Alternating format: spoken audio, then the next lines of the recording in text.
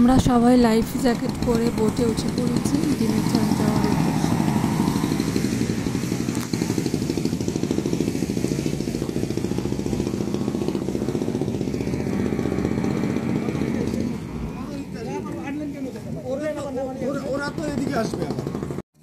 My goodness, এটা হচ্ছে সেই চোরাবালি যেখানে হচ্ছে এক পাশে সমুদ্র আর জাহাজে হচ্ছে সুন্দরবন। একজন চোরাবালিতে ডুবে মারা গিয়েছিল। কি অপরূপ দৃশ্য, কেউ না আসলে আসলে বুঝতে পারবে না এখানে প্রাকৃতিক দৃশ্য। এটা নয় সমুদ্রের ওইখানে, বিচের ওইখানে, তাই না?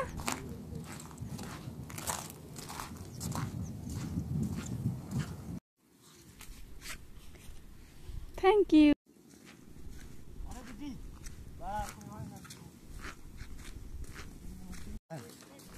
এমনি পিঠে গেছে কিন্তু ডালিটা কিরকম দেখছে, ডালিটা নরম কিরকম দেখছে।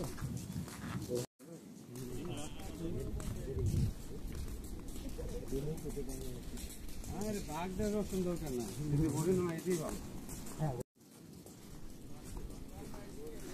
এখন আমরা যাচ্ছি ওই জঙ্গলের ভিতর হরিণ দেখতে। আর ভাগ্যে যদি থাকে তাহলে বাঘেরও দেখা মিলতে পারে, কারণ ডিমের চরটা একটা ছোট দ্বীপ।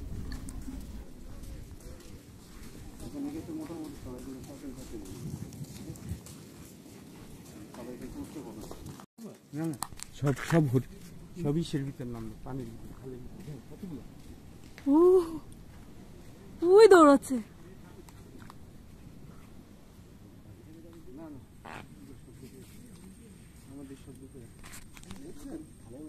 কি পরিমাণ ছিল?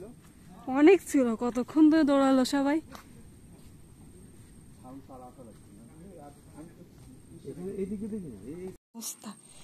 অন্যরকম এক্সাইটমেন্ট। এবং এখানে কিন্তু 2-3টা বাঘও আছে।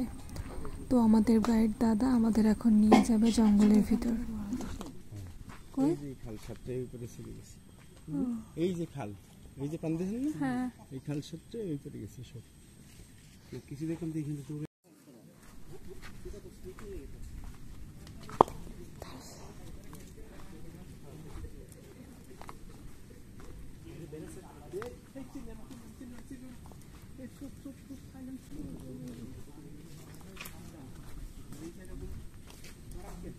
আমরা এখন জঙ্গলের ভিতর পৌঁছে গেছি। অনেক এক্সাইটমেন্ট অ্যান্ড থ্রিলিং একটা অ্যাডভেঞ্চার বলে মনে হচ্ছে।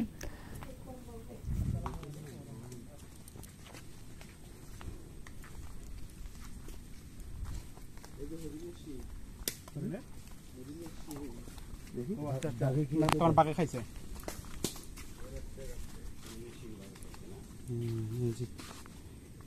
দাম আছে তো অনেক। আপনি নিয়ে নেন, এটা খাওয়া লাগবো। কি করবেন? 3-4টা ছিল এখানে।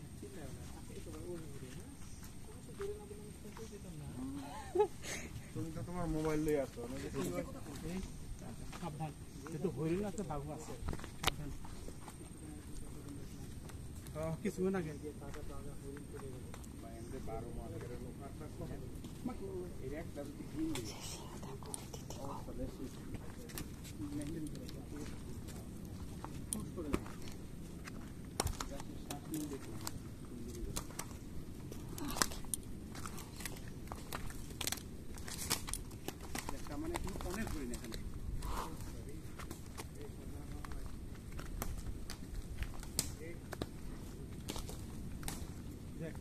বড় ভাইয়ের অনেক ধন্যবাদ। কাঁকড়া আছে।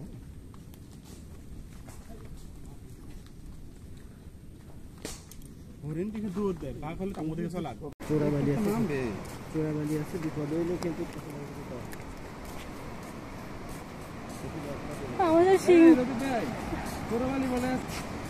আমাদের শিংটা কার কাছে?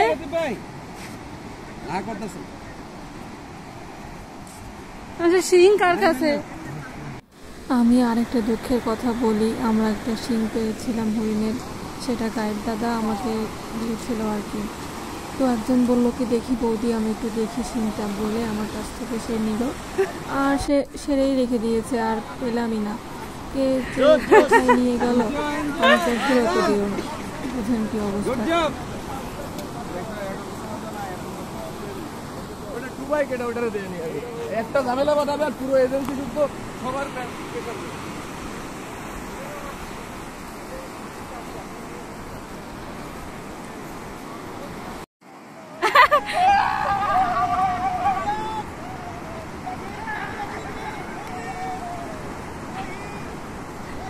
ওইদিকে ধর প্রতিযোগী দেখাচ্ছে আর আমি এদিকে এই বয়ে বেড়াচ্ছি।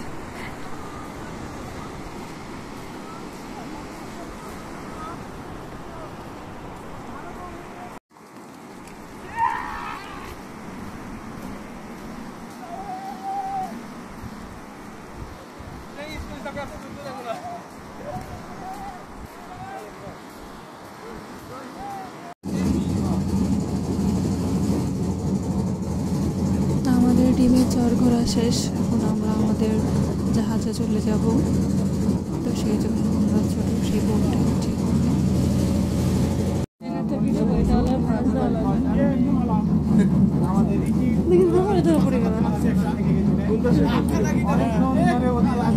দাঁড়িয়ে আছেন কখন আমরা আসবো, তা দাঁড়ানোর প্রতীক্ষাটা দেখি।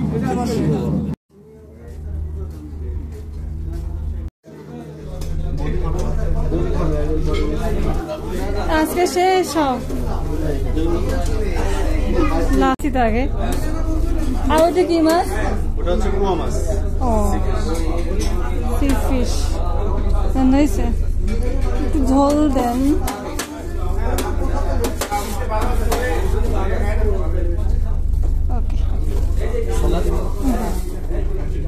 এখন আমরা খেয়ে নেই, কারণ বিকাল আবারও বের হতে হবে।